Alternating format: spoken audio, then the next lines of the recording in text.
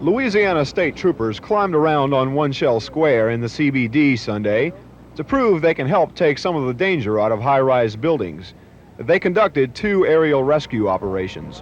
One involved descending the side of a building, the other involving transfer of trapped victims from one rooftop to another.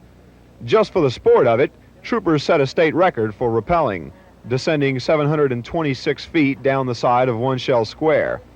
But on the more serious side, these tactics serve as a practical, last resort method of escape from a burning building, in the event fire escapes and elevators are shut off. But what about the victims themselves?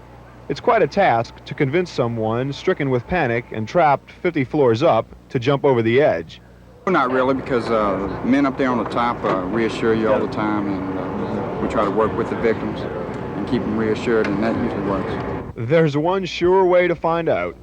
If the tactical unit ever has to put this training to practical use, laymen will have to depend on the competency of rescue teams.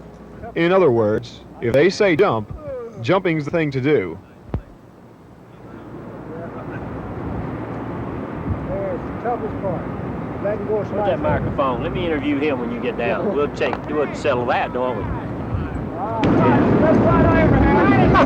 Thanks a lot. After this experience, it's obvious that no matter how afraid a victim might be, it's probably the best way to stay alive long enough to get back on solid ground.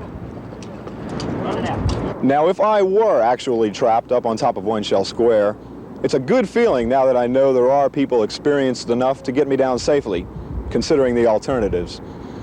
I'm a very relieved Reed Corcoran for News Center 6 on top of the Pan American Life Insurance Building.